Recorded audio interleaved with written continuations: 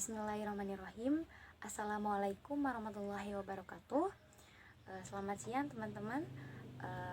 Perkenalkan, kami dari kelompok 3. Kami akan mempresentasikan mengenai materi kode etik pendidik di Indonesia.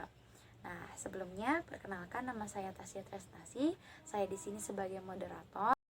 Di sini saya tidak sendiri, saya bersama rekan-rekan yang akan membahas mengenai kode etik pendidik di Indonesia.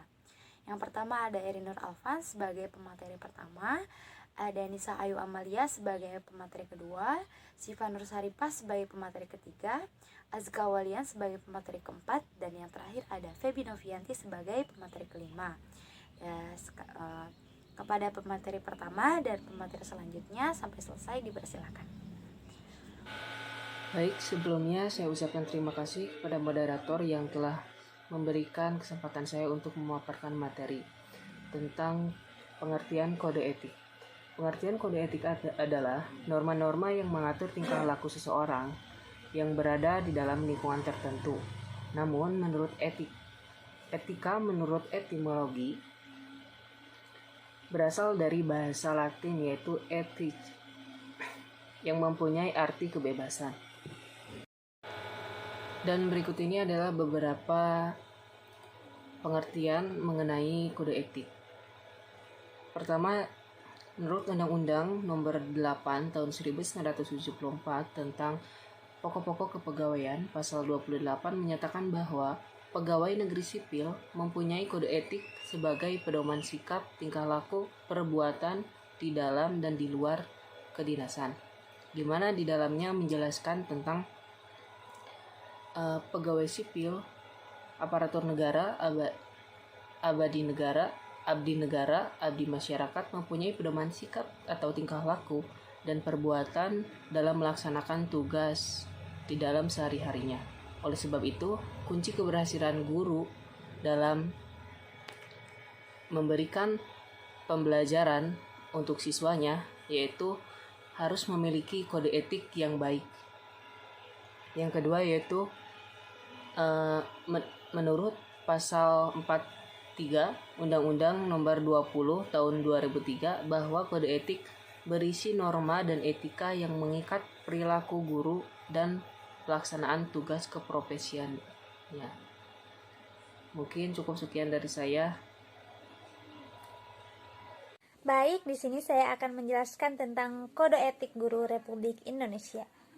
Guru Indonesia menyadari bahwa pendidikan adalah bidang pengabdian terhadap Tuhan Yang Maha Esa, bangsa dan negara, serta kemanusiaan pada umumnya. Guru Republik Indonesia yang berjiwa Pancasila dan setia pada Undang-Undang Dasar 1945 bertanggung jawab atas terwujudnya cita-cita proklamasi kemerdekaan Republik Indonesia. Kode etik guru bersumber dari nilai-nilai agama dan Pancasila. Selain itu juga bersumber dari kompetensi pedagogi, kepribadian, sosial, dan profesional. Di samping itu, kode etik juga bersumber dari nilai-nilai jati diri, harkat, martabat manusia yang meliputi kesehatan jasmaniah, emosional, intelektual, sosial, dan spiritual. Kode etik guru di Indonesia antara lain. Yang pertama adalah hubungan guru dengan para peserta didik.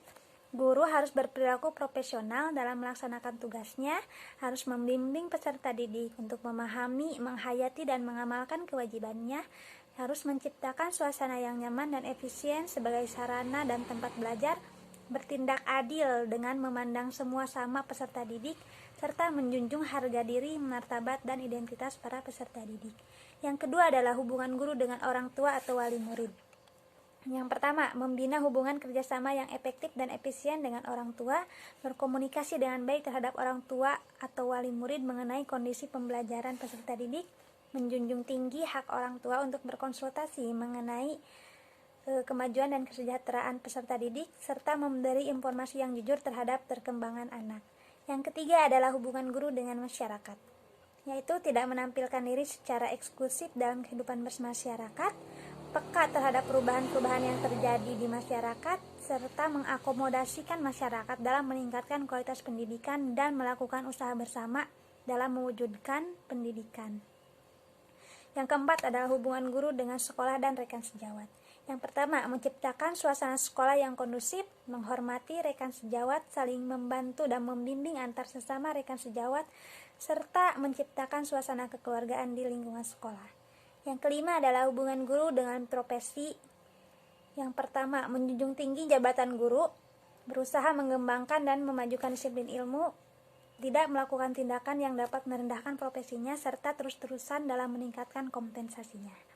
Yang keenam adalah hubungan guru dengan organisasi profesi, yaitu menjadi anggota organisasi yang berperan aktif dalam menetapkan dan memajukan organisasi, mengembangkan organisasi agar menjadi pusat informasi, serta tidak melakukan tindakan yang dapat mengeluarkan pendapat yang merendahkan martabat organisasi profesi tersebut.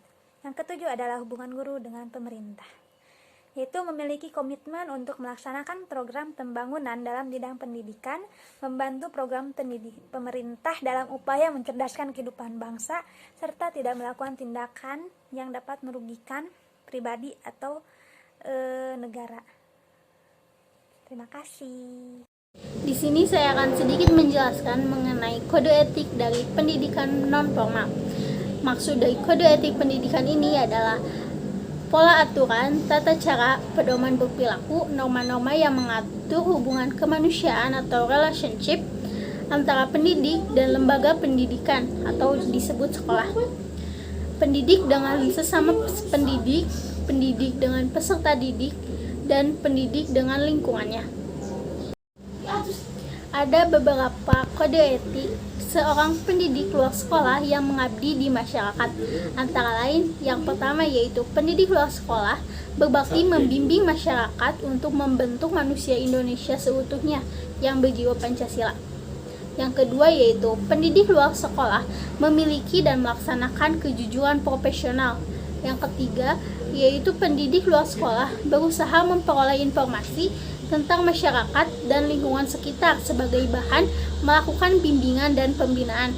Yang selanjutnya, pendidik luar sekolah menciptakan suasana pembinaan sebaik-baiknya yang menjunjung berhasilnya proses pembinaan di masyarakat. Yang selanjutnya yaitu pendidik luar sekolah memelihara hubungan baik dengan lingkungan dan masyarakat sekitarnya untuk membina peran serta dan rasa tanggung jawab bersama terhadap pendidikan. Yang selanjutnya yaitu pendidik luar sekolah secara pribadi dan bersama mengembangkan dan meningkatkan mutu dan martabat profesinya. Dan selanjutnya ada fungsi kode etik kependidikan luar sekolah dalam tugas dan berbagai bidang kehidupan keluarga, yaitu kelompok masyarakat terkecil berupa pengelompokan primer yang terjadi atas sejumlah kecil. Pendidikan keluarga bagi anak merupakan pendidikan pertama dan utama sehingga akan sangat sulit untuk menghilangkannya. Dan pendidikan keluarga ini perkembangan anak oleh pemerintah telah dituangkan dalam Undang-Undang Nomor 2 Tahun 1989 Pasal 10 ayat 4 yang menyatakan bahwa pendidikan keluarga merupakan bagian dari jalur pendidikan luar sekolah yang diselenggarakan dalam keluarga. Selanjutnya di sini ada fungsi dari kode etik pendidikan luar sekolah dalam keluarga. Yang pertama yaitu membentuk anggota keluarga menjadi manusia seutuhnya yang berjiwa Pancasila. Yang kedua yaitu menanamkan kejujuran pada anggota keluarganya. Yang ketiga yaitu menumpuk semangat anggota kekeluargaan dan kesetiakawanan anggota keluarga. Dan yang terakhir ada mendorong partisipasinya anggota keluarga dan mensukseskan jalannya pendidikan. Baik, terima kasih kepada moderator atas kesempatannya.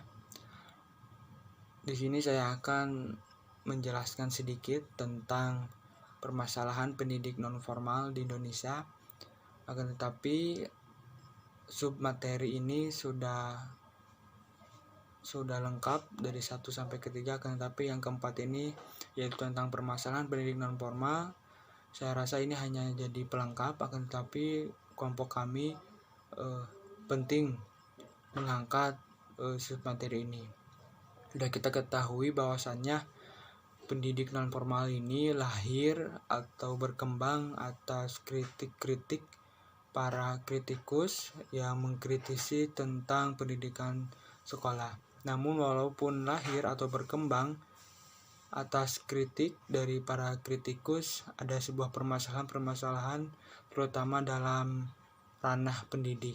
Yang pertama adalah kurangnya kualitas pedagogik, di mana pedagogik ini adalah kemampuan seorang guru atau tutor ya, di pendidikan non formal ini disebut tutor atau pamong fasilitator, yang dimana mampu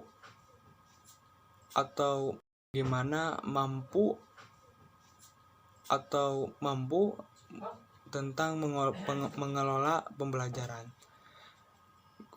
Fasilitator yang diidolakan adalah mereka yang bisa mengelola pembelajaran yang sangat menarik.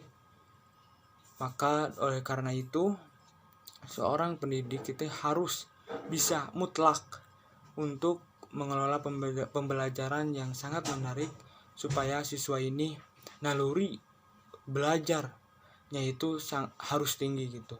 Namun pada kenyataannya di masa COVID-19 ini banyak sekali tutor yang sangat bingung gitu ya dalam mengelola pembelajaran ini. Walaupun toh ada teknologi yang semakin hari ini berkembang atau maju, namun kegagapan tutor kali ini yang saya wawancarai di salah satu PKBM, mereka hanya menggunakan teknologi hanya sebatasnya saja gitu, hanya tidak maksimal memaksimalkan teknologi yang ada gitu. Jadi sehingga yaitu kurangnya profesionalisme, yang dimana definisi profesionalisme ini adalah orang yang mengerjakan sesuai dengan keahliannya. Tetapi pada kenyataannya hari ini para tutor, para pembimbing masih belum menguasai atau belum mempunyai keahlian yang patut ditempuh bagi seorang tutor, yang dimana tutor ini sangat berpengaruh dalam mengajar seorang warga belajar. Kemudian yang ketiga adalah kurangnya penghargaan dari pemerintah, di mana penghargaan ini merupakan sebuah hal yang dasar, yang dimana telah dikemukakan oleh teori Maslow tentang kebutuhan dasar, yang diantaranya yaitu penghargaan. Apabila seorang pemerintah memperhatikan seorang pendidik non formal, maka akselerasi untuk mengajar itu sangat tinggi, motivasinya itu sangat tinggi dalam mengajar. Oleh karena itu patut mutlak seorang pemerintah itu harus memperhatikan juga seorang pendidik non formal, baik itu dalam segi materi atau non materi.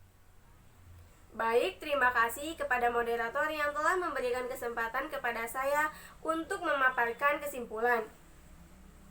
Kesimpulan dari materi kode etik pendidikan non-formal di Indonesia yaitu kode etik suatu profesi adalah norma-norma yang harus diindahkan oleh setiap anggota profesi di dalam melaksanakan tugas profesinya dan di dalam kehidupannya di masyarakat. Tujuan merumuskan kode etik dalam suatu profesi adalah untuk kepentingan anggota dan kepentingan organisasi profesi itu sendiri. Kode etik di Indonesia berfungsi sebagai seperangkat prinsip dari norma moral yang melandasi pelaksanaan tugas dan layanan profesional guru dalam hubungannya dengan peserta didik, orang tua, wali siswa, sekolah, dan profesinya. Kode etik guru sebagai pedoman guru dalam berperilaku sesungguhnya dapat diterapkan di masyarakat. Guru ketika berinteraksi dengan masyarakat harus senantiasa berpegang teguh kepada kode etiknya. Perilaku yang ditunjukkan harus mencerminkan nilai-nilai luhur kode etik itu sendiri. Kandungannya menjelma ke dalam perilakunya. Sekian dari saya. Terima kasih. Alhamdulillahirrabbilalamin. materi-materi yang kami sampaikan sudah selesai, dan mohon maaf apabila banyak salah kata ataupun kekurangannya karena kami masih dalam tahap proses pembelajaran. Wassalamualaikum warahmatullahi wabarakatuh.